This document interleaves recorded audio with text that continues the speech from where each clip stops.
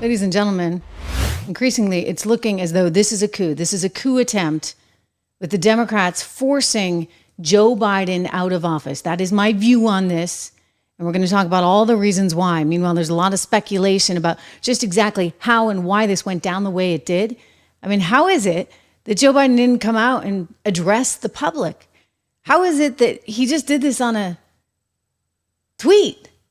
I mean, hey, good for Elon, but come on. The president of the United States announcing that he's not going to run via a tweet. Well, you can imagine the rumor mill is like active in overtime right now. We're going to discuss all of it. Plus, the head of Secret Service is getting grilled right now, as she should, on Capitol Hill. This woman needs to resign. What happened to the Secret Service director after the attempt on Ronald Reagan's life? Guess what? He resigned. But she's still sticking to things. I mean, is this Dr. Jill telling her you got to stay in the gig? Dr. Jill, by the way, picked her. We're going to get into all of that.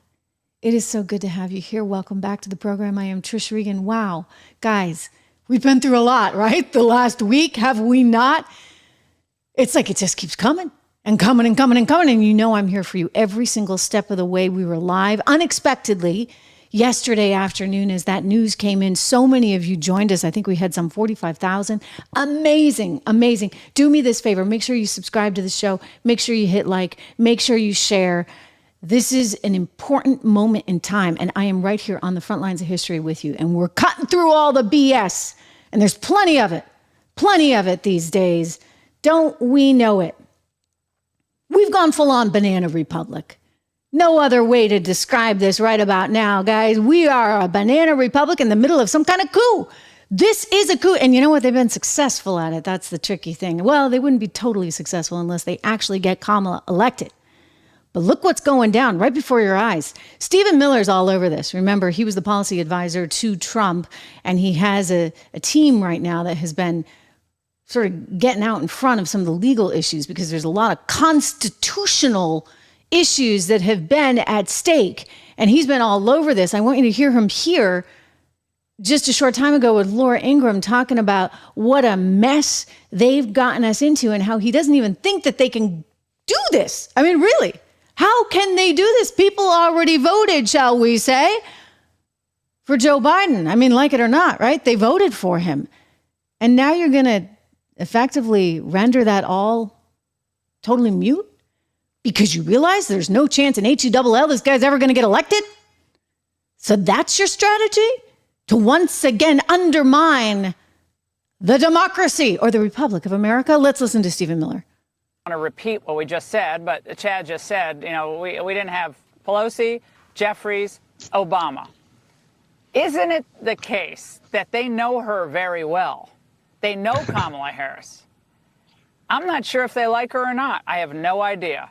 But they know that she is not a slam dunk. Well, I think Kevin, the former speaker, laid it out so well.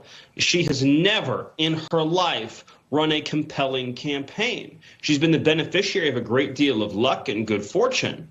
But if you look at her presidential campaign, she flamed out, and she flamed out hard. I think one of the most important factors, which Obama obviously knows, is that she would be the most liberal head of a Democrat ticket in American history. Left of Carter, left of McGovern, she would be the leftmost candidate ever to lead the Democrat Party. Think about how that's going to turn off working class voters all over the country, not to mention her record as border czar. So they are truly trapped because she has none of Biden's attractive qualities to the working class, which is why they chose him in 2020, all of the baggage of the administration, and she's really napalm, in fact, for working class voters. But if they ditch her, they lose all of the money they've raised, and they go into a totally chaotic convention. So this really is a Democrat Party in crisis. Well, they're pretending it's all exciting, right? They're saying, this is exciting. No, it's chaos. You literally subverted your own democratic process as you spent the last 3.5 years, more, let's say 6 years, or let's say 9 years, trashing Donald Trump for doing literally what you just did to your own voters. There may be, 25-30% of the voters who still preferred Joe Biden to remain at the top of the ticket, right? I mean, at least that. Well, and they don't care about those voters, Stephen. They don't care. They held a primary. People, they had ballots. They filled out circles. They went to the voting booths. They spent money on advertisements.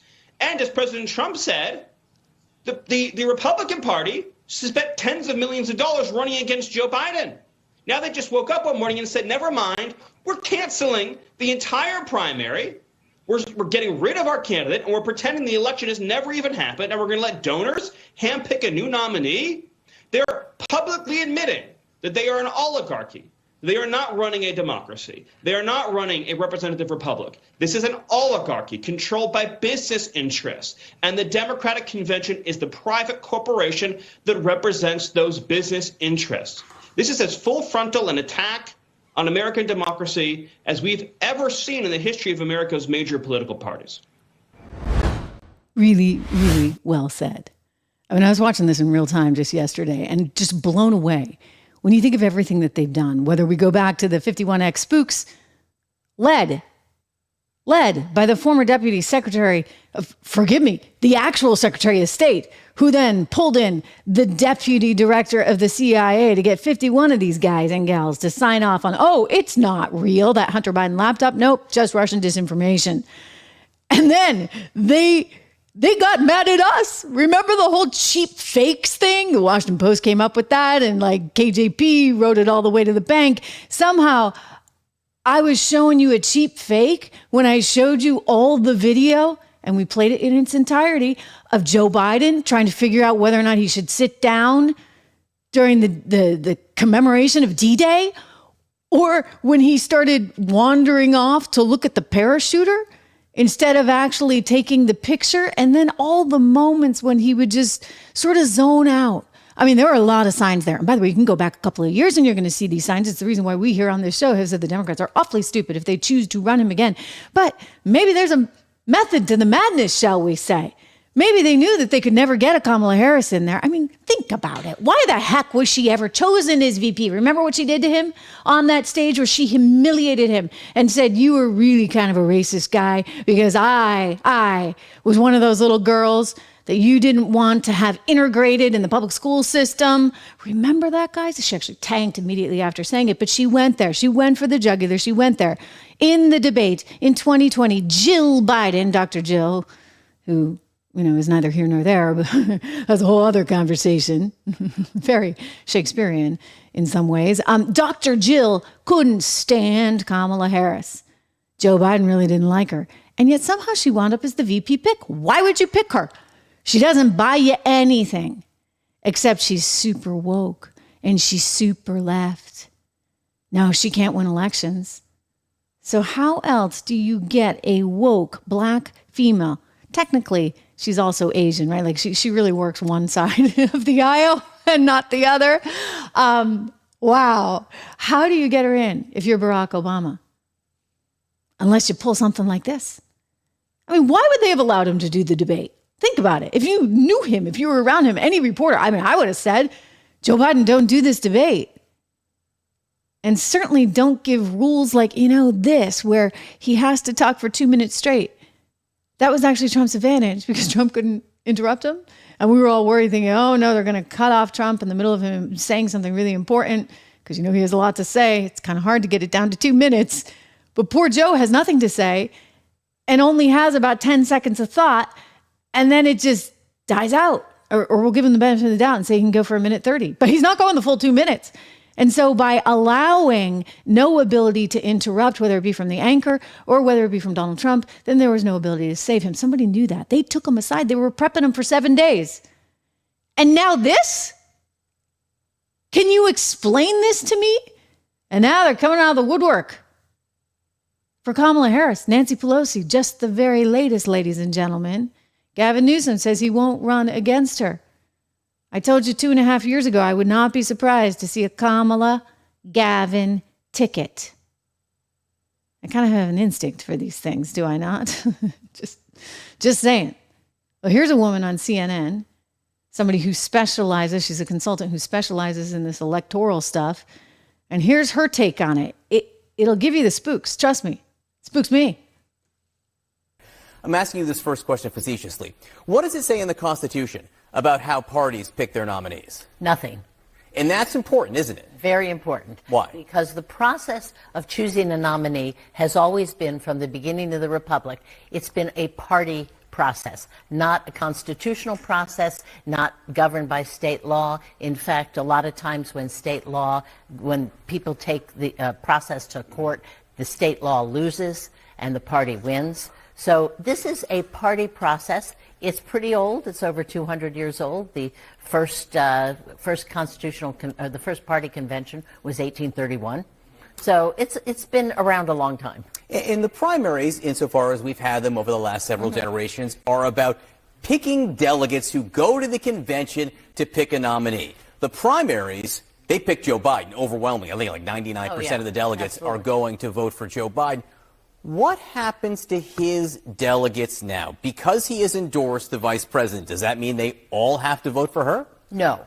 In fact, the delegates are now formally uncommitted, okay? They can do whatever they want to. Now, you got to think about this for a minute. She's his vice president. She has been all around the country with him doing political stops, etc. So the fact of the matter is that when Joe Biden says it's Kamala Harris, I'd say most of those people are going to vote for her. And remember what vice presidents do. They do a lot of political work for their president.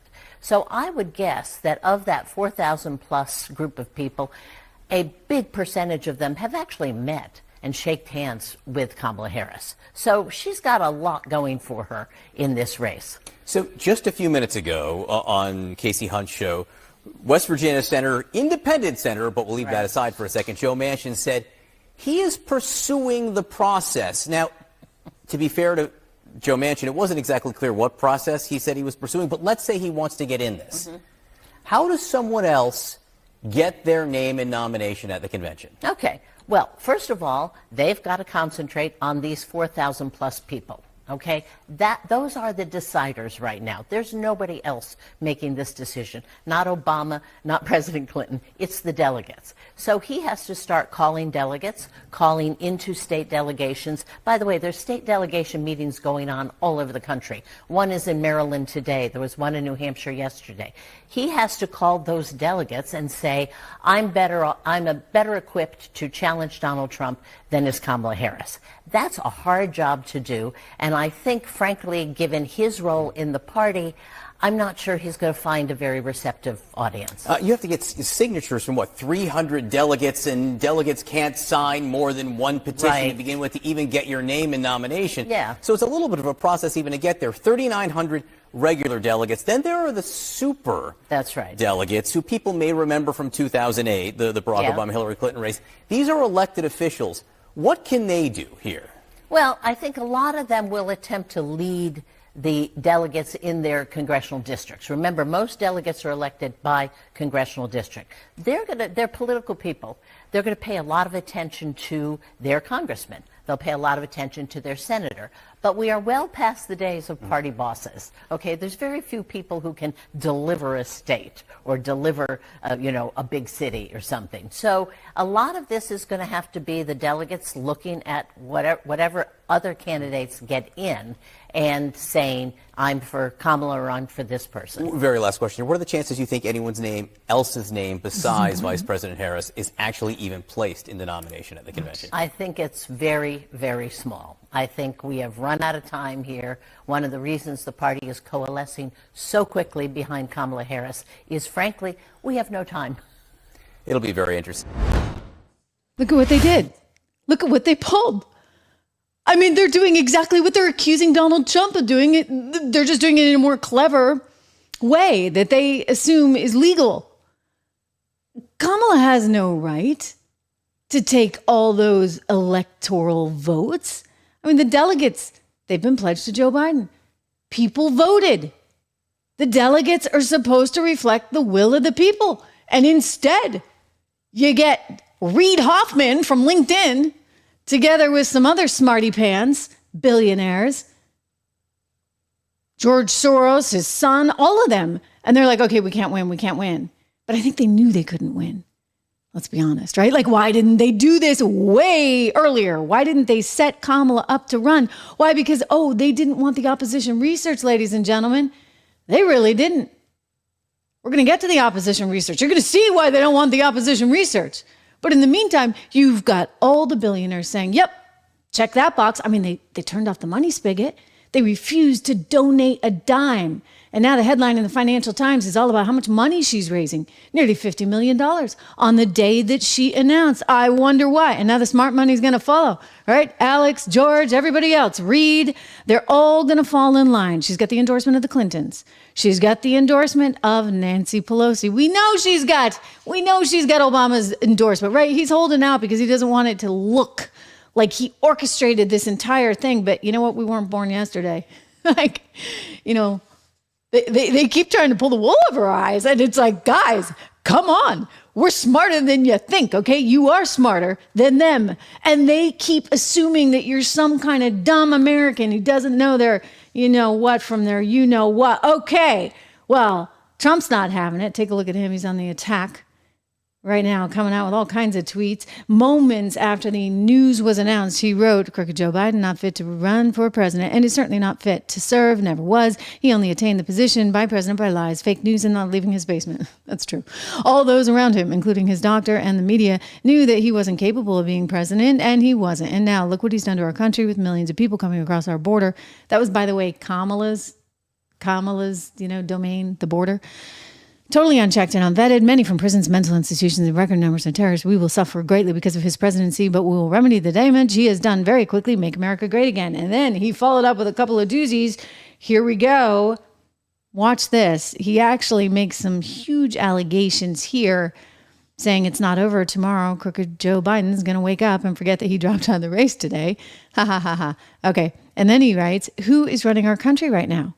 It's not Crooked Joe. He has no idea where he is. If he can't run for office, he can't run our country. So this is a big concern too. And a growing number of Republicans are understandably calling on Joe Biden to step down altogether, because you know what? How can you, ladies and gentlemen, be running the country if you're not well? And you get your vice president out there campaigning. She was out there campaigning today. Do we have the clip of her, Drew? Oh, this is her first big speech. And she's working it. She's trying to pretend that like she actually had 3.5 years of success. I mean, it's really kind of wild. So she also did the NAACP, because she's going to lean into that pretty darn hard. But anyway, I think we have her first statements since being named the successor, so to speak, to Joe Biden. Here she is touting their record. And I'm like, it's like we're living in an alternative universe, shall we say? Kamala, take it away. Our president, Joe Biden, wanted to be here today. He is feeling much better and recovering fast, and he looks forward to getting back on the road. And I wanted to say a few words about our president. Joe Biden's legacy of accomplishment over the past 3 years is unmatched in modern history. In one term, he has already, yes, you may clap.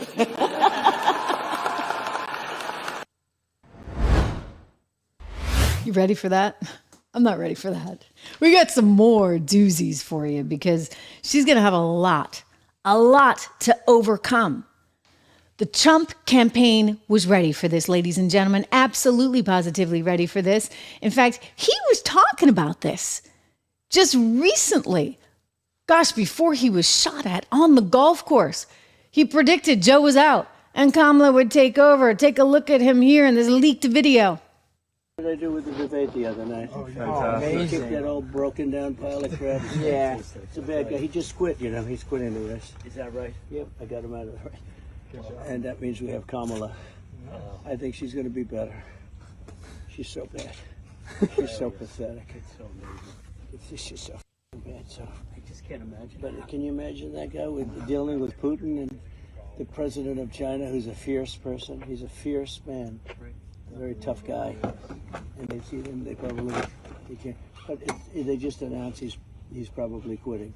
Good. Very good. Yeah, that's amazing. Ooh, okay. So he was right. He predicted this. And they were ready. They were ready. The Trump campaign already out with a brand new attack ad because they knew this was coming. Look, NBC News reporting that they had been working on this for weeks. I would argue, you know what? They'd been working out much longer than weeks. Because what have I said here on this show? As soon as somebody figures out that they're actually running against Kamala and not Joe, that's like manna from heaven. That's like better than running against Hillary, right? So they've been all about this. I mean, I kept waiting for them to make this turn. You know, you can only hit Biden so much. And at some point, somebody was going to wake up and realize, hey, wait a second. This is not a vote for Biden. It's a vote for Kamala. Well, now it's officially a vote for Kamala. And the Trump campaign is ready. Take a look at the ad. Kamala was in on it. She covered up Joe's obvious mental decline. Our president is in good shape, in good health, tireless, vibrant, and I have no doubt about the strength of the work that we have done. But Kamala knew Joe couldn't do the job, so she did it. Look what she got done. A border invasion, runaway inflation, the American dream dead. They created this mess. No, Kamala owns this failed record. In other words, what chance does this woman really have when you think about it? Because Joe's record is her record, except she's even worse, okay? Because we got the whole border disaster. It's entirely on her shoulders. So the Trump campaign's ready. They're ready to fight, as they always are, and they get all the ammunition in the world. Think about what a train wreck Kamala Harris has been and is, and a lot of people are scratching their heads saying, how the heck did she ever get here? I mean, already all over the internet, you see the old clips of Kamala Harris back in the days when she was dating Montel Williams. Watch. Back then, he was the famous one and had to introduce her to the paparazzi. Kamala Harris. Now. Okay. And they're saying, look, she wasn't even the date. She had to be one of multiple dates. Yikes. And then there was the whole Willie Brown thing. You know, he kind of gave her a hand with her start, got her a few gigs, a few jobs, positions, which that was actually her boyfriend, I guess.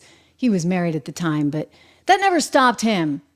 I was an anchor in San Francisco way back when, and used to host a morning show there. And I'll never forget reading the prompter. And they had written in the screen, by the way, subscribe to the show. This is why I love not having a prompter. I don't have to read what anybody else is writing. It's just me and you. Anyway, they had written, "Da mayor is da daddy." And I'm like, I'm not saying that. Why are we praising him? Seriously. He's got all his girlfriends. He has a baby with one of the girlfriends. He's still married. I'm sorry. This is not okay. Not where I come from. Sorry. Anyway, Kamala Harris was one of those girlfriends. Never wound up having a kid with him. But she did get a couple of gigs. And then later he was investigated by the FBI because he was handing out favors to certain people. Somehow she skated through that. She went on to become the senator from California. That was the campaign that he helped her with. I mean, really sort of strange past. And she's just come up from sort of nothing, never really winning much of anything. You saw how badly she performed back in 2020, and now she's going to be the next president when she wasn't actually officially chosen by the delegates. I think that's kind of problematic. And yet, this is a lady who even the New York Times is pointing out is not really qualified for the gig. Look at the headline in the weekend edition of the New York Times. Kamala derided as out of depth, may now lead the ticket. So the New York Times knows she's no good. She's really not good on international policy. I mean, she got a big opportunity to go over to Poland. We're going to show you that clip. But before I do you remember her history and geography lesson that she tried to give everyone? Wow. Ukraine is a country in Europe. It exists next to another country called Russia. Russia is a bigger country. Russia is a powerful country. Russia decided to invade a smaller country called Ukraine. So basically, that's wrong. Oh, I mean, gosh, she could give Dr. Jill a run for her money, couldn't she? So there's the history geography lesson about Ukraine small, Russia big. And then there was, another one, like that time that she tried to show off her foreign policy chops and tried to explain how smart she was while in Warsaw, Poland. We all watched the television coverage of just yesterday. That's on top of everything else that we know and don't know yet, based on what we've just been able to see. And because we've seen it or not doesn't mean it hasn't happened. But just limited to what we have seen. I mean, it's like she doesn't speak the same language as us, does she? She takes so many words to say one thing. It's rather remarkable. Really, really remarkable. You know, English is actually a pretty efficient language. If you had a bigger vocabulary, lady, you could actually get to the point. But no. She meanders and says the same thing over and over and over again. I don't know what it is, but somebody's going to work with her on that. In the meantime, Tulsi Gabbard is no fool. Tulsi tried to take her down. Of course, you saw what they did to Tulsi. Tulsi was suddenly a Russian spy because, hey, they go back to the well. You're either, racist or you're a Russian spy or a misogynist or who knows what. But, they got the Russian spy. This poor woman, she's a former vet. Tulsi's great, by the way. And she's over here on our side of things where she's streaming and she's just 1,000% her own person. So we love her for that. Anyway, watch her here, former Democrat, Tulsi Gabbard. Senator Harris says she's proud of her record as a prosecutor and that she'll be a prosecutor president. But I'm deeply concerned about this record. There are too many examples to cite, but she put over 1,500 people in jail for marijuana violations and then laughed about it when she was asked if she ever smoked marijuana. She blocked evidence. She blocked evidence that would have freed an innocent man from death row until the courts forced her to do so. She kept people in prison beyond their sentences to use them as cheap labor for the state of California. And she fought to keep cash bail system in place. That impacts poor people in the worst kind of way. Thank you. And yet this is the person that they are going to run. In other words, unelectable. Unelectable, ladies and gentlemen. And yet this is going to be the person at the top of the ticket. Is this how you finally get your woke, super lefty, California senator, minority woman? Barack Obama? I mean, since you're... And then, we've talked about Michelle before. Maybe then she passes the torch to Michelle. This is very, very strange how it's all going down. And I haven't even gotten into the super weird stuff. And there's super weird stuff going on. In fact, it's actually the lead on Daily Mail right now because Lauren Boebert is tweeting about this. Representative Boebert is worried that maybe it wasn't Joe Biden who actually signed off on that Twitter form. Because again, everybody's like, wait a second, you're dropping out of the race. Normally, the course of action would be to have some kind of televised event to actually speak to people. And yet nobody's seen him. So everybody thinks that's a little bit odd. And then you look at the signature, okay? And we're not going to go too far down this rabbit hole, but it's an interesting point that people online, of course, we live in this online environment, are bringing up. And they're saying, wait a second. When you look back historically at his signature, you don't see him underlining his name. And now he's underlining his name. Like, what is that? What is that kind of message? It's like, when you're trying to read through the Taylor Swift lyrics or something and try and decode. People are trying to decode what is Joe Biden telling us by underlining his name when he doesn't normally underline his name. So there's a lot of fear and a lot of concern for his health. So because this may not have been his decision. It wasn't his decision. I mean, honestly, just a couple days, I'm still in it. And then he said something interesting. Remember, he did the interview on BET and he told the reporter the only way he'd step down is if there was something really going on with his health. So, of course, everybody's worried about his health. And they're worried that they forced him out because they knew he could not be elected. And all of a sudden, they're having a party, if you would, on the guy's grave. Unbelievable. The Soros family, they're all in. Check out what the son, Alex, put out. This is the guy who just proposed to Huma Abedin, who's like 11 years older than him. And apparently, he thinks she's quite a catch. Go figure. For every Jack, there's a Jill. Here it is. He's tweeting out, it's time for us all to unite around Kamala Harris and beat Donald Trump. She is the best and most qualified candidate we have. Long live the American dream. This is Alex Soros tweeting this out just a short time after Joe Biden said he was endorsing Kamala Harris. So this is big money, guys. This is big, big money. And so you got Soros, you got Clinton, you got Hoffman, you got all kinds of people now lining up. In other words, the money spigot is now back open. Weird, right? Really, really weird. Weird that suddenly AOC, Alexandria Ocasio-Cortez, suddenly she got the memo. Suddenly, she's now pro-Kamala. I mean, just 48 hours ago, we heard a very different story. She had to do a live event to talk to people because she didn't like what was going down. She actually was firmly in Biden's camp. Not today. Not today because they got to her too. What the heck is going on? I want you to see her just 48 hours ago pouring her heart out in this little live thing that she did. Let's watch.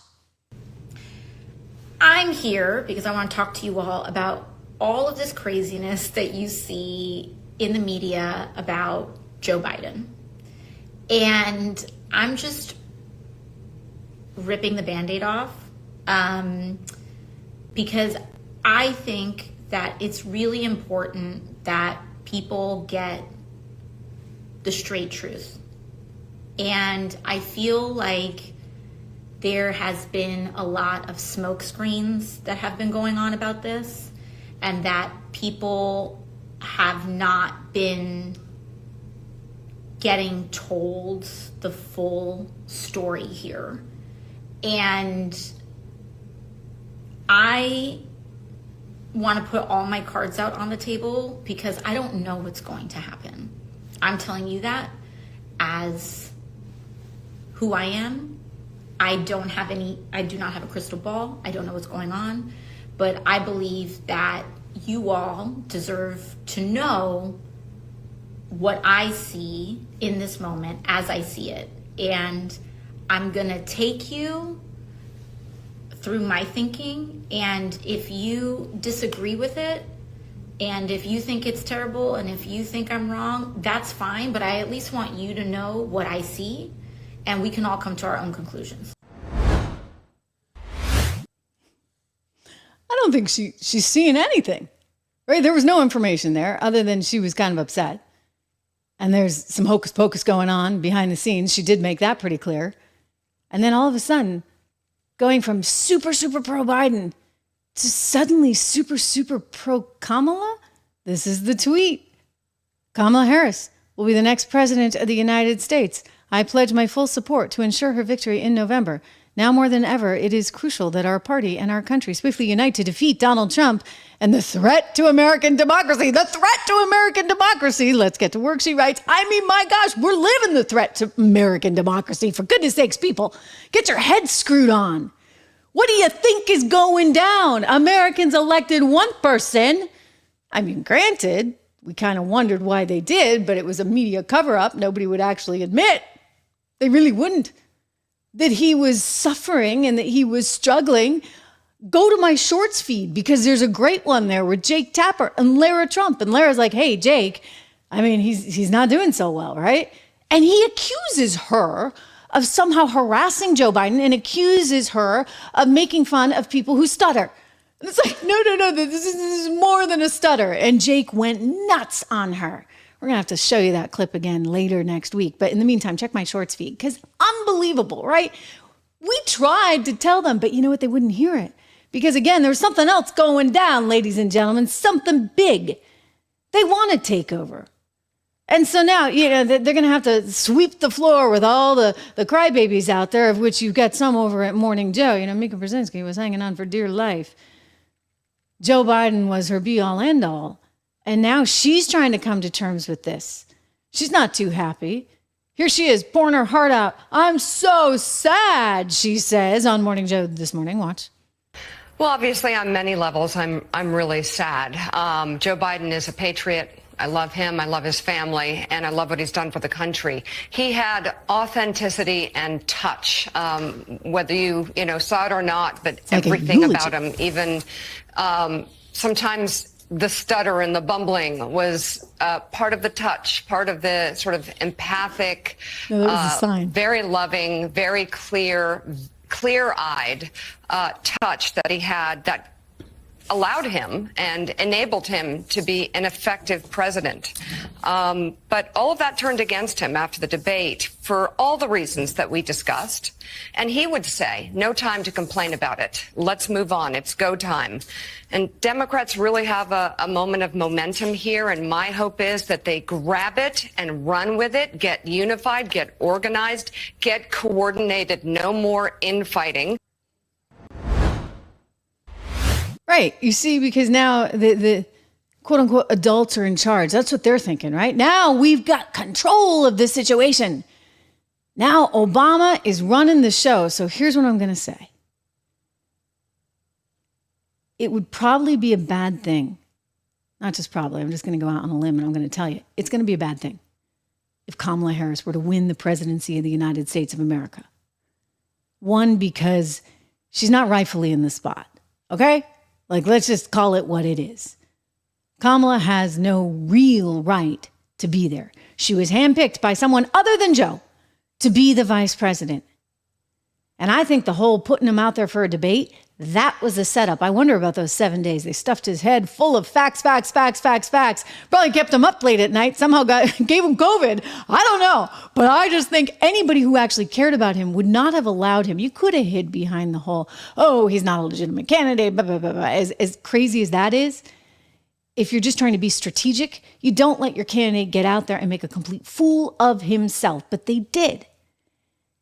And then they ran hard with this idea that he had to step down immediately. That's Obama. I mean, you could hear it. You could see it. George Clooney's essay in the New York Times. It was like the same exact talking points that we heard from David Axelrod the day before on CNN, talking to none other than Jake Tapper. Jake Tapper, who had a hand in this because he was one of the first out there, full on, in front, calling for President Biden to resign, pushing that narrative. So you had all the Obama guys in the ears of a certain group of reporters. This was not like good reporting, ladies and gentlemen. This was, let me do you a favor kind of reporting. This was that echo chamber that Ben Rhodes used to talk about in the Obama administration. Ooh, the echo chamber. We just throw stuff out there and see what gets momentum. And so the pressure campaign built up. And then suddenly he's out. But he doesn't tell us himself. Somebody on Twitter said this, and this was a good point. It could have been that his Twitter account got hacked. And so why would you trust?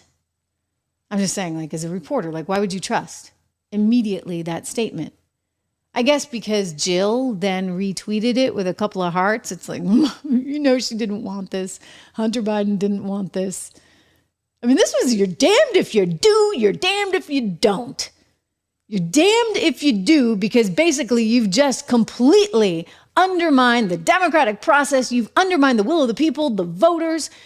Now the delegates are going to have to, I guess, give their votes over to Kamala because that's where the money is. She signed on the dotted line. Boy, convenient of you guys to manage that one, huh? But you're also damned if you don't, because you were going to be running a guy who was 81 years old and clearly suffering from the beginnings of dementia. So now we're left saying, why is he in office still?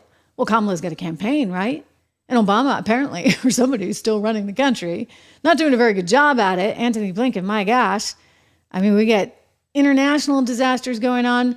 We have Mayorkas and Homeland Security making a mockery of our border while simultaneously making a mockery out of our Secret Service. Secret Service reports to Mayorkas. I'm thinking you can impeach him again all over this one, guys.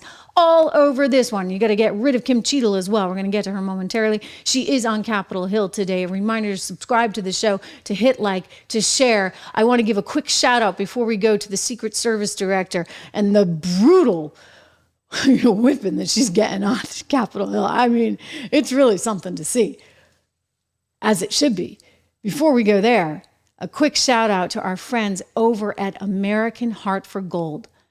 This is one of our great sponsors on the Trish Regan Show. We love them, not only because of what they stand for, and they stand for a lot of good stuff. By the way, they contributed pretty heavily to the charity that's going to the families of the lost firemen, the Corey Comatore, and then also the 2 additional people who were wounded in that horror on July 13th. But anyway, this is American Heart for Gold. You can go to Trish Loves Gold, because you know I do, right? TrishLovesGold.com for your chance to get up to $15,000 of free silver via American Heart for Gold. TrishLovesGold.com. You can't forget it, right? Or you can text Trish right now to 65532. Easy enough. Text Trish, Trish. You know how to spell it. To 65532. You can also call them at 1-844-495-1115.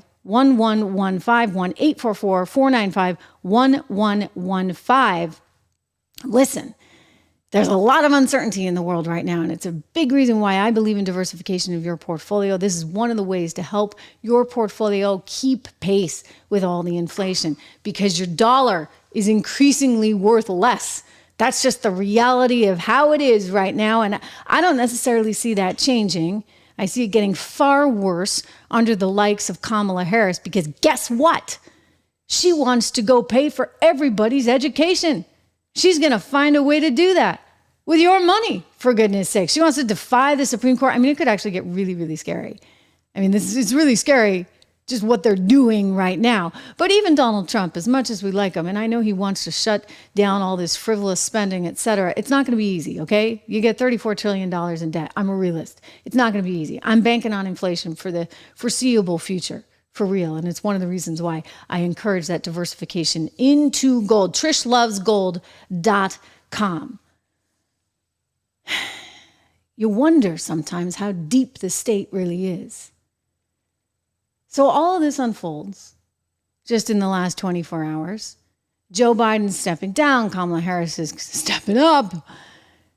She doesn't actually have to get voted in, except, the big election.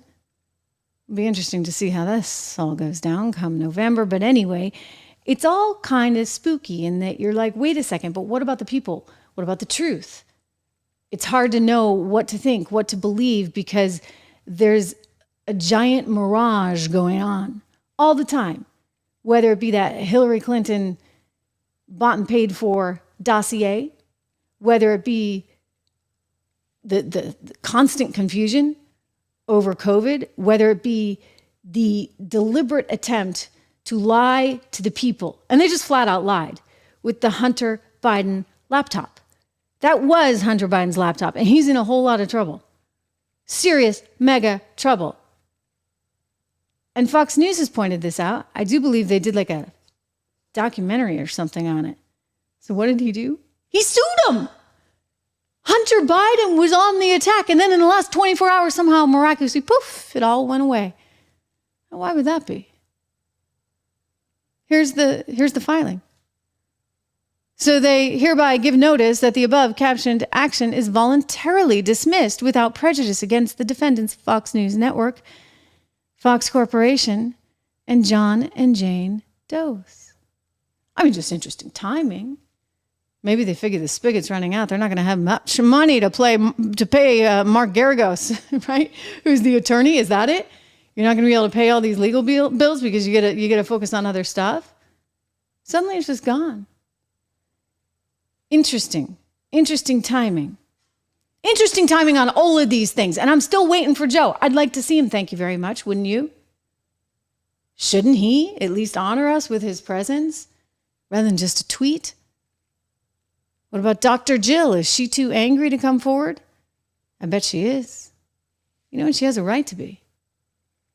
because Kamala has somehow been scheming in a big way, I suspect, behind the scenes all along. You're going to have a president that can't even spit out a sentence without tripping over herself and the word salad galore. You're going to have a president that can't get elected to anything? I don't think so. But it's important people step up. I want you to see the polls.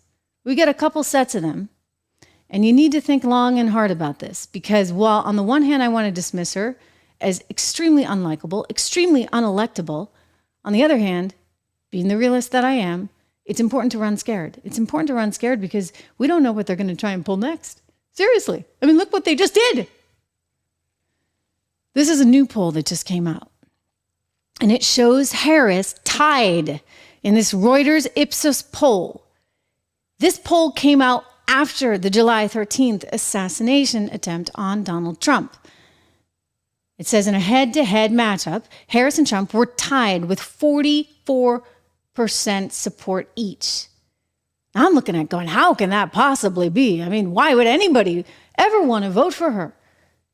I think she's extremely unlikable and extremely unelectable and extremely lacking in intelligence. I mean, really and truly. I mean, I don't really say that a lot, but, you know, this is somebody who does not strike me as particularly bright. When she first came on the scene, I was like, oh, you know, she looked good. She looked the part. She looked kind of presidential. And I had heard via the grapevine, which is sort of, you know, somebody talking their book, that she had a really good team. So I thought, oh, maybe this woman has some promise. And then I saw her on the debate stage, and I'm like, oh, forget about it. Train wreck, game over. And somehow she's the vice president, and now she's possibly the next president. So that poll is kind of interesting. That's a Reuters Ipsos poll. But we had some other polls recently that said something else entirely. In fact, if you go down the list, they were pretty negative on the idea. In fact, look at this, a YouGov poll conducted, this is between July 13th and 16th, and released Thursday, found Biden would lose to Trump 41 to 43%, while Harris would perform slightly worse. Now, this one I get. This one I believe, 39% to 44%. Then there was a Reuters Ipsos poll. We were just talking about that, where she's coming in dead even. And then you get a Democrat polling firm that found that Harris would beat the former president 42% to 41% with a margin of error of 3.1%. So that's a little alarming. And then you had a YouGov poll conducted July 3rd through 6th, which found Democrats and independents leaning Democrat preferred Biden over Harris as the nominee. That's almost similar to the other YouGov poll, right? 47% to 32%. So you can see that in actuality, YouGov might actually be the outlier here. So that's concerning. Concerning, ladies and gentlemen. Because if they get their way, I mean, you want to talk about democracy being threatened, the great republic of the United States of America being threatened, this to me is kind of an obvious layup. They've tried every single thing they can over and over and over and over again. They have tried, ladies and gentlemen, to unseat and get rid of the top of the ticket for the GOP by bankrupting him, by trying to throw him in jail, and by not giving him proper security at his rallies. I mean, this is just flat out disgusting. This makes my skin crawl. This is the kind of stuff that really tells you everything you need to know about this party and who they are, right down to their core. What person in their right mind would deny a former president running again the proper security at a rally or for any campaign event unless you're so grossly Machiavellian and political that you think that maybe you can hold him back? Maybe he won't go and do those rallies. I mean, that was part of the strategy, right? They tied him up in law, courts, lawsuits all day long. Every day he had to be in court. He couldn't go and campaign because he was stuck there listening to Judge Merchan. And now they did this. Take a look at the reporting from the Washington Post, this coming out just over the weekend. Secret Service said to have been denied, or said to deny, requests for more security at Trump events. They were the first to break this story. New York Times followed.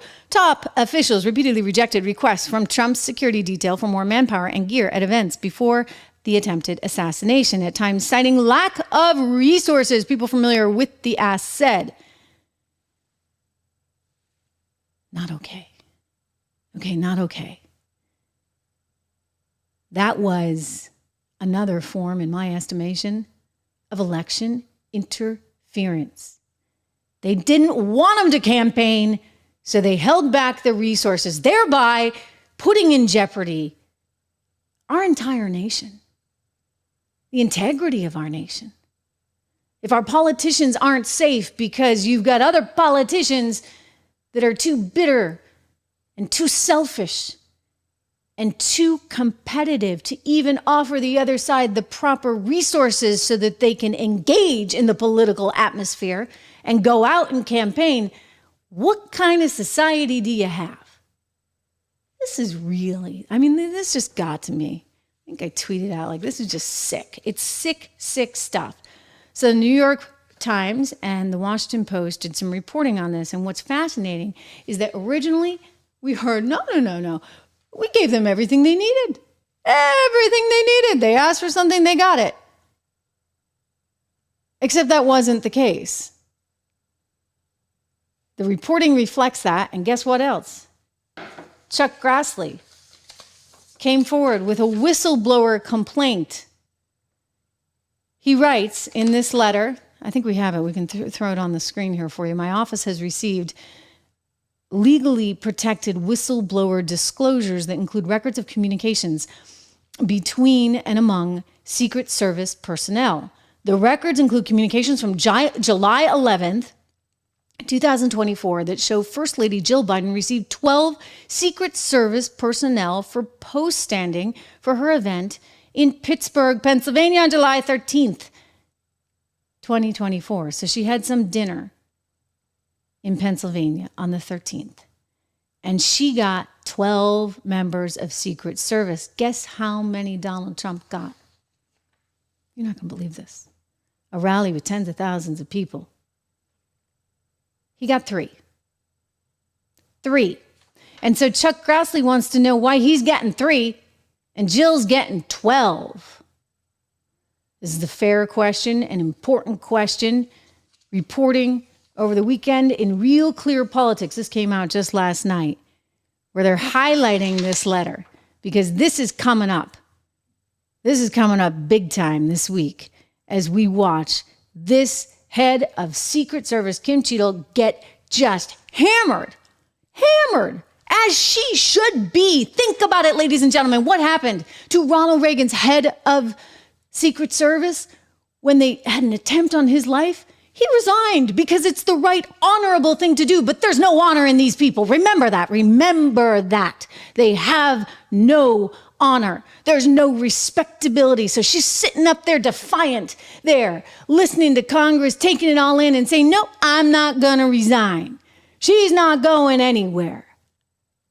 Despite having put President Trump's life in danger. I'm not having this. This is bad stuff, just ethically wrong. James Comer giving her the Inquisition. Watch. Which were assigned to President Trump on the day of the rally. Again, I'm not going to get into the specifics of the numbers of personnel that we had there, but we feel that there was a sufficient number of agents assigned. There are reports that several agents assigned to the rally on July 13th were temporary agents not normally assigned to President Trump. Is that accurate?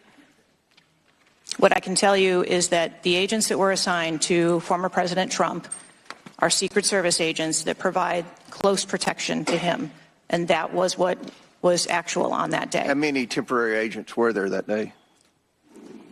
Quite frequently, sir, during campaign events, the Secret Service utilizes agents from HSI or the Department of Homeland Security. You don't know how many? Supplement you can't answer. Our plan.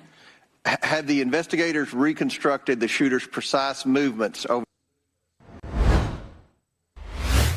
Oh, it just goes from bad to worse. I'm looking at Nancy Mace. I mean, they are just all over this woman. And you know what? It's the right thing to do because somebody has to be accountable here.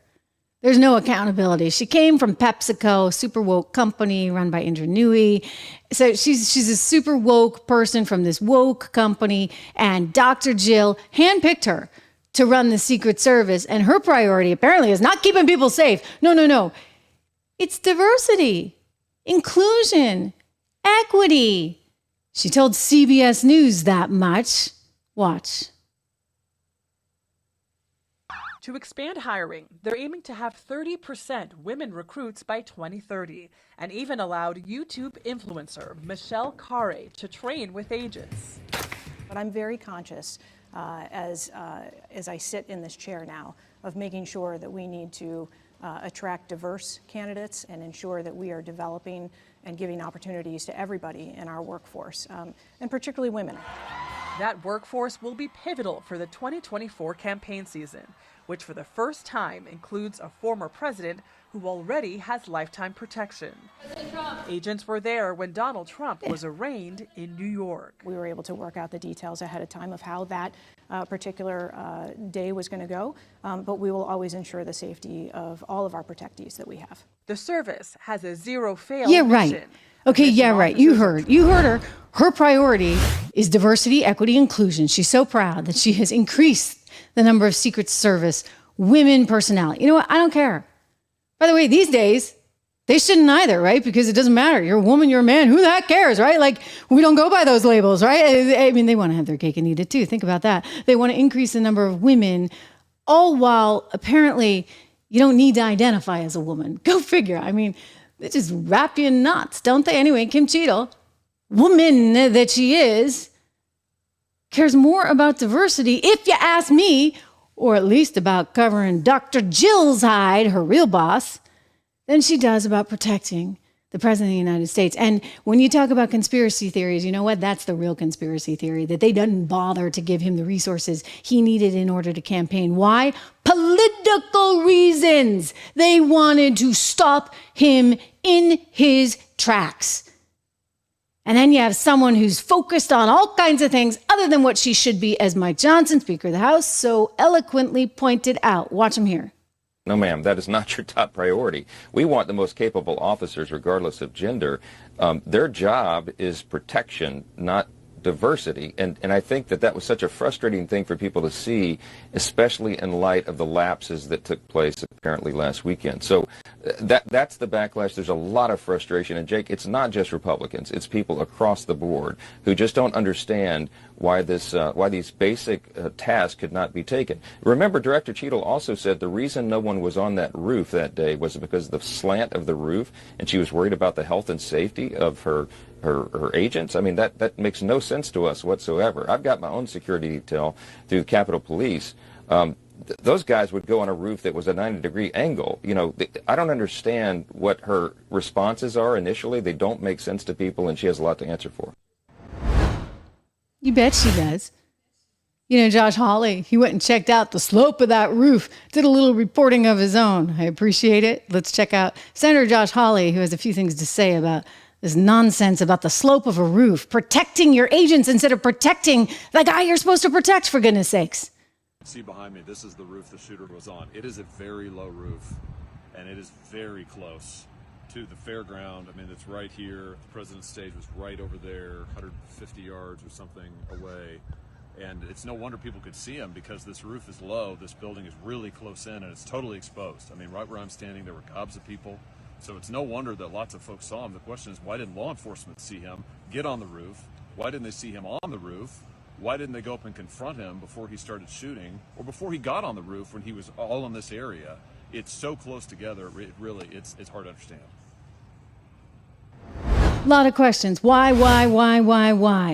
Why wasn't Donald Trump, by the way, told of this potential threat? Apparently they had intelligence that suggested the Iranians were after him, and that's why they upped his security after the fact. Oh, thank you very much. I guess that was a clever way to do it. But anyway, they had intelligence on this particular kid. Don't forget, the shooter was spotted multiple times with a rangefinder, a hunting device similar to a pair of binoculars that calculates distance prior to the shooting. It turns out that the police had actually circulated a photo of him that they had taken. By the way, they're relying on local, nothing against local law enforcement, but they're not Secret Service. And they're relying on local law enforcement. Why? Because Kim Cheadle won't give them the resources they need in order to have these rallies. So apparently some 19 minutes before this shooting occurred, law enforcement was trying to locate him again. And then they couldn't find him until he was on the roof. And then they did find him. And all the people were like, I've shown you that tape. They were like, hey, look who's on the roof. And no one took him out. Like, what the heck went down there? Why would no one have taken him out? He was clearly a threat. So they knew that the guy was there. They knew that there was a threat. And did they bother to tell the former president of the United States of America, ladies and gentlemen? No. Watch him. Here, Donald Trump speaking with Jesse Waters on Fox News. Mistakes were made. They were monitoring this guy for an hour beforehand. Yeah. No one told you not to take the stage? No, nobody mentioned it. Nobody said there was a problem. And I would have waited for 15. They could have said, let's wait for 15 minutes, 20 minutes, 5 minutes, something. Nobody said, I think that was a mistake. How did somebody get on that roof? And why wasn't he reported? Because people saw that he was on the roof. I mean, you had Trumpers screaming. The woman in the red shirt, she was screaming, there's a man on the roof. And then other people said, there's a man on the roof who's got a gun. And that was quite a bit before I walked onto the stage. So you would have thought somebody would have done something about it.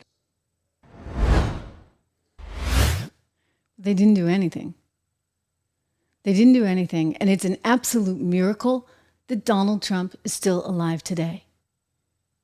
And frankly, it's some kind of twisted miracle that Kim Cheadle still has a job. I mean, the woman needs to resign. Full stop. Mayorkas, whom she reports to, needs to be impeached again. This is serious stuff. They went way too far this time. And when I say they, I mean the Biden administration that refused resources to the Trump campaign to properly manage all of these threats that he faces when he's on the campaign trail. They didn't want to give him the resources because they didn't want him to campaign. This is why they tied him up with 91 counts against him. This is why they tried to bankrupt him and seize his properties. This is why they tried to put him in jail. Think of that. And then think what they just did with Kamala Harris. We're not going to let them get away with it. We're not going to allow that. We here on the Trish Regan Show, I personally will not allow it. Look, I have no bone. I'm a registered independent because I will vote for anybody who's going to cut taxes and keep us safe. All right? There, I said it. JFK cut taxes. I don't believe in partisan politics the way these lefties clearly believe. They are so obsessed with him not winning, and he's got good ideas and good policies, and he grew our economy. And we'd reduce inflation again. Imagine that, because you'd have somebody who was smart enough to recognize that, oh boy, maybe I shouldn't shut off the energy markets all at once. Maybe that might actually cause the price of goods to go up if I'm going to get into a squabble with Russia and I'm going to say no more nat gas coming out of Russia. Guess what? I better be prepared with a little nat gas of my own back here in the good old US of A. It's not that hard. These people are just too political. We need real people with real ideas. They get business. I mean, I'm so sick of it. The DEI stuff on steroids, to think that the head of Secret Service is more concerned about whether she stacked it with enough women as opposed to actually thinking about who's going to protect the former president of the United States of America. That's just wrong. I mean, it's a big part. Listen, the DEI stuff, the ESG stuff, it's a big part of why I created 76 Research. This is my financial research firm, because I see a lot of these trends and I spot them. And so many people have said to me over the years, Trish, well, how do I invest? How do I negotiate the space? What do I do? Where do I start? What stocks do I pick? I mean, look, there's a lot of stocks out there. There's a lot of companies out there. So how do you go about knowing where to go? Well, I have a pretty good macro sense of things. I also happen to have a very good friend in Rob Horton, longtime friend, who's absolutely brilliant, great stock picker, has picked stocks for more than 20 years on Wall Street, run billions of dollars. And he and I had talked a lot at length about, I feel like I have to do something for my viewers, for all of you guys out there that are, understandably struggling. You look at the S&P, right? It's just skyrocketed over the last 10 years. Well, if you weren't partaking in that in any way, you've lost out. And there is an imbalance between labor and capital that's gotten so severe. I still say capitalism is the best system, right? But this is a real thing. It's a real thing. And so consequently, those with the money, they're controlling everything. And they say, oh, you know what, well, we can outsource this cheaper overseas. And so labor consequently gets reduced in its value. And so part of the way to solve for this, I think, on an individual level, is to at least partake in the equity markets yourself so that you're capturing that upside. I mean, you may be working, and you probably are working really hard for a living. More power to you, but you gotta be disciplined. You've got to. I don't care if it's just $5 a week or $10 a week, because there's some real value in compounding all that money you're going to hopefully make over time. Now, Rob and I have a very steady Eddie kind of approach, because I'm not somebody who believes in get rich quick. I believe in picking solid companies, good companies that aren't what they call high beta. In other words, this is like the opposite of, if Donald Trump is the high beta candidate, this is like the boring. not to I love Ben Carson, but this is like the Ben Carson approach, right? Like we're really slow and steady. And there's value in that. There's value in that, because as exciting as NVIDIA is, you're going to have a lot of ups and you're going to have a lot of downs. And so what I really, in my own personal life, in terms of my personal style of investing, what I try and do for myself is to find these really good companies and to hold them over time, because this is how you make money in the long run, really. And so Rob is brilliant at this. He's just a fantastic stock picker. Absolutely fantastic. And we get some great names. We just added another name to the American Resilience portfolio. You can get the 76 report. I got to get to the punchline, right? Because there's a special deal going on for Independence Day month, the month of July. Code word dollar. Just use code word dollar, DOLLAR, and you're going to get it for $1 a month. Imagine that. And you get some good stock picks in there, ladies and gentlemen, for $1 a month, and superb research. This is best in class. I would not say otherwise. I mean, it's, when you put your name behind financial research and you sign the letters and you partake in the writing of these things, you care very much about its quality. This is real quality. So it's just $1 a month, but this is in part my sort of gift to you, in that I want you to start doing this. I want you to start investing. It's $1 a month for the first 2 months. You can cancel anytime. So really no skin off your back. And then after that, it goes to like $9.95. But it's $9.90. It's the best $9.95 you're gonna ever spend. And then if you want to do one of the model portfolios, I think if you add on one of the model portfolios, it works out to something like $23 extra. American Resilience. That's the growth portfolio. We just added a name. Actually, it's in the 76 report too. So again, 76report.com or 76research.com. Use code word dollar. Get that 76 report. Look at the American Resilience portfolio. Look at the inflation protection portfolio. Look at the income builder portfolio. And then if you get all three plus the 76 report, you get a super duper deal. So check all that stuff out, 76research.com. But this stuff is really wild. Hollywood does not like Donald Trump very much. And can we count her as Hollywood? I guess we can still count her as Hollywood. One of the people that really doesn't like Donald Trump very much happens to be Rosie O'Donnell. She had, kind of a near breakdown over the weekend. And she's starting to fret that we might just lose our democracy by November. I got news for her. I think it's already gone. Thank you very much. I think we're in the process of trying to restore it, Rosie O'Donnell. Anyway, watch this because it's kind of funny. The whole thing is very, very unnerving. It's very unnerving. And 100 days, people are saying to me, my therapist actually said to me, well, it's a long time between now and November. No, it isn't. We're about to start school again. You know how quick all of a sudden it's Halloween and then it's Thanksgiving break. So by Thanksgiving break, we're going to know whether we still have democracy in the United States. That's not a long time. It's a long time to worry every day, I can tell you that. She's worried. I'm excited about the Olympics starting. that gets me excited. All right. So I'll enough, be cheering Rosie. for Okay, that. so Rosie's really worried. She's talking to her therapist. Her therapist's trying to talk her down off the cliff, saying, hey, Rosie, it's okay. And she's like, no, you don't understand. It's August, it's September, it's October, and then November, and we may no longer have a democracy. To which, again, I would just say, like, I think you're already there, lady. What do you think just happened? They just put Kamala Harris in, and she wasn't properly elected in any way, shape, or form. I mean, what are they going to come up with next? I'd like to know. Really, I mean, think about the direction that we're heading in as a country. This is a coup. This feels very Banana Republic-like. I was messaging some investor friends whom I used to work with at Goldman Sachs back in the day, and you know they sort of watch all this stuff day in and day out. I was like, hey, kind of feels like EM all over again, right? Emerging markets. Like one of those banana republics that I used to trade. And we used to make markets, sovereign debt markets, in the likes of Venezuela, Argentina, Brazil, Mexico. I mean, it really kind of feels very Banana Republic-esque. That's not who we are. It's not who we want to be. That's a problem, ladies and gentlemen. I mean, we got a real situation here. They think that they can so easily manipulate you. Well, guess what? I got news for them. You got me and others like me out here, but I am here and I am committed. Subscribe. Quick shout out to make sure you do that.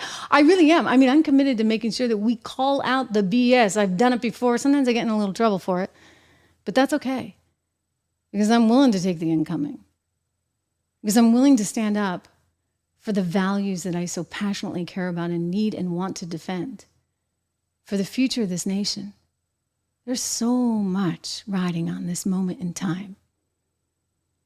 And it's important in this moment to think with clarity and kind of just cut through the BS, the spin, the constant, the lies. To think that Secret Service was flat out lying, saying, oh no, we provided the resources, when it turns out, no, they didn't. They'll lie about anything. Maybe in the old days they could get away with it. You had CBS News and ABC News and NBC News, and I've been at all three, and I know how it goes. And I remember the time, this was actually the Bush administration was mad at me about something I said on the air. and there was a letter that went to my bosses. Yeah, that happens. And so I think these networks live in a little bit of fear of the White House. It may help explain why everybody's trying to kiss Trump's you-know-what, right? Fox News, we saw that all going down on display in Milwaukee. Rupert actually went there, Rupert Murdoch, who owns Fox. He actually went to the RNC, which I've been covering these things for years, and I've been at so many of them going back a lot of years. I think Obama was the first one I did in person. Lucky me. But RNC and the DNC, he's never showed up at any of them. So what was that about? Well, it was about, trying to make nice because the guy that he fired, Tucker Carlson, he fired a lot of people, including yours truly, right? Technically I wasn't fired because I was still under contract. So I guess you can kind of dispute that, but they certainly presented it that way. Did they not? Because, hey, why not give her a kick in the pants on the way out the door? Well, he's there. Over there in Milwaukee, trying to make nice with Tucker Carlson. I love it. You know what? That is it. It's like the icing on the cake, really. But that shows you what's going on. This is deep state nonsense. You get the big three networks, then you get PBS, and then you get the Fox, MSNBC, CNBC, Bloomberg. I've worked for all of them too. I know how this goes. So trust me when I say there's an agenda. I'm not part of that agenda. I have a lot of freedom over here. There's no script that has to be signed off on. There's no script. All right, let's just start with that. It's just you and me. And I'm looking at all of this news day in and day out and working hard and working overtime to make sure that you're getting the right information. So do me a favor and subscribe. I was thinking that Rosie O'Donnell might have benefited from watching this clip, which I just laughed hysterically at, and I've sent to all my friends. And then I said, you know what, I got to show you guys this, because Rest in peace, Bob Newhart. Fantastic, dry comedian. I never really understood him as a kid because it all just went like way over my head. I remember my parents and I would watch that show with Daryl and my other brother Daryl. Do you remember he ran an inn in Vermont or something? Anyway, all of the humor used to go pretty much over my head. But as an adult, I've learned to really appreciate it. And this clip is fantastic, absolutely fantastic. So this is Bob Newhart in a little skit. And basically, he totally sums up the insane wokeness of the left and just slices it right in half. Slice and dice it all day long. I love it. Take a peek. Dr. Switzer? Yes, come in. I'm just washing my hands. I'm Catherine Bigman. Janet Carlisle referred me. Oh, yes. Still being buried alive in a box. Yes, that's me.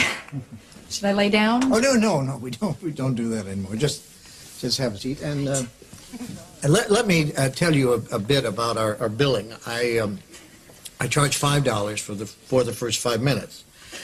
And then absolutely nothing after that. How does that sound? That sounds great. Too good to be true, as a matter of fact. Well, I can almost guarantee you that our session won't last the full 5 minutes. Now, we don't do any insurance billing, so you would either have to pay in cash or by check. Wow. Okay. And I don't make change. All right.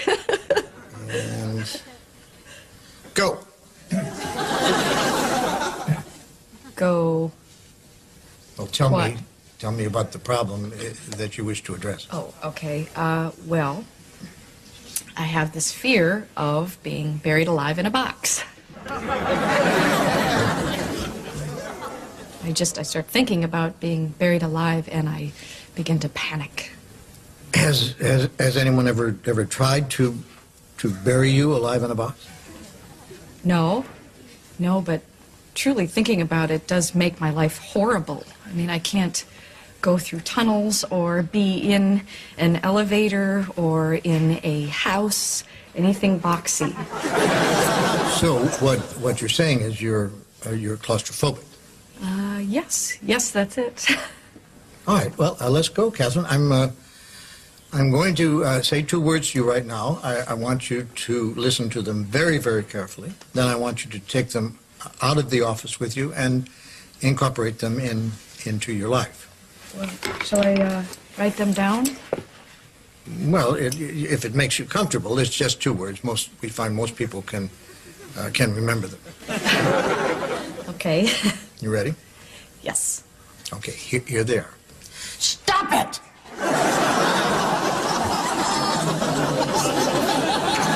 I'm sorry? Stop it! Stop it?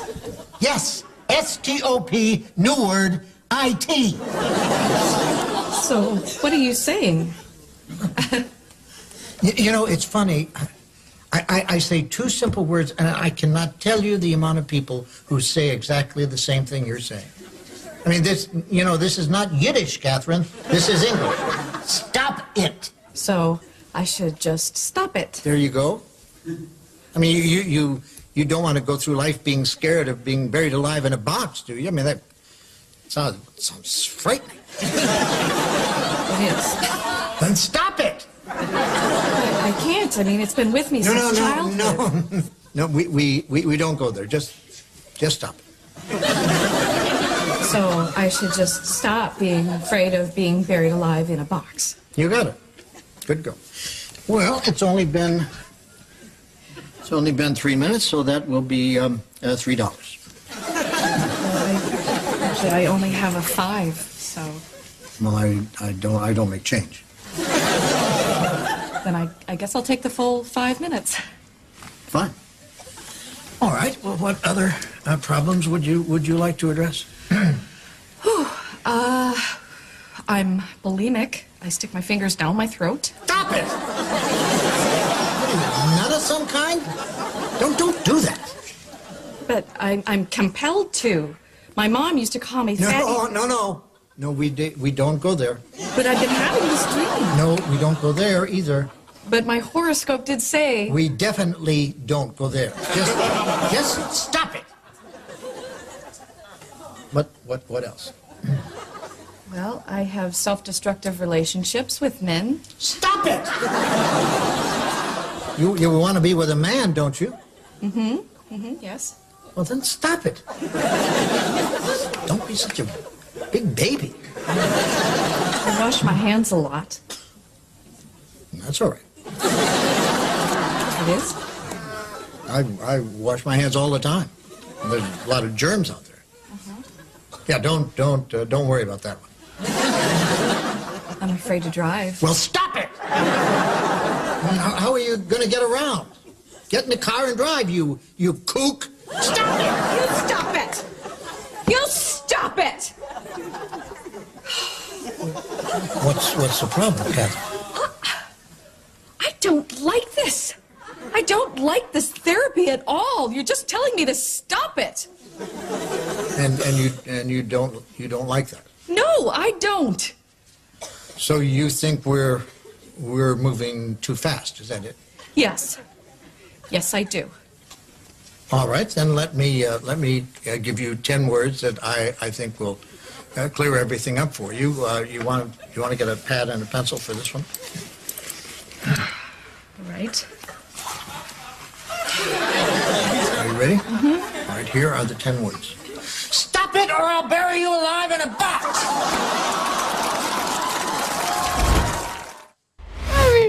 Wow, he was fantastic and clearly ahead of his time, right?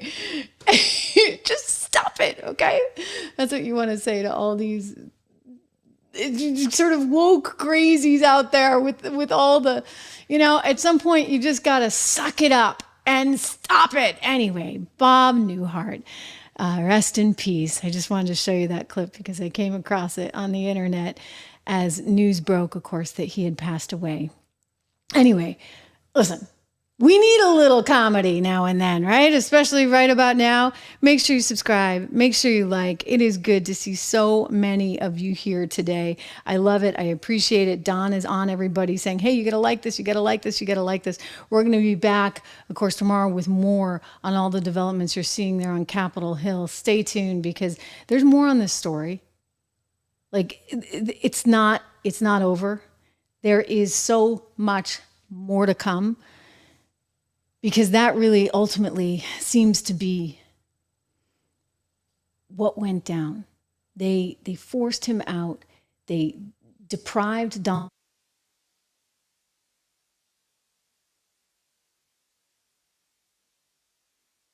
Bankrupt him. They went after him with 91 different accounts because they were doing everything they could to stop him in his tracks. And then when they finally realized they couldn't stop him, they had no choice but to make sure that Joe Biden resigned from the top of the ticket. And it doesn't feel right. I mean, the guy gets COVID. He's like, no, I'm in. And then, they got him up in bed with a fever and suddenly he's willing to sign everything away. It's awfully strange. He didn't even tell his cabinet members. He apparently just gave people, like his staff got a 1-minute notice before that thing went out on Twitter. And we still haven't seen him or heard from him in person yet. So I think there's a lot more to come. You know that I'm going to be on it. You know that we're tracking down every single lead and we stay on top of all of this so you get the truth. Make sure if you haven't gone over to our audio version of the show, go check it out on Apple Podcasts and on Spotify. We're there too, you guys. Check it out. Make sure you subscribe, and I'll see you tomorrow.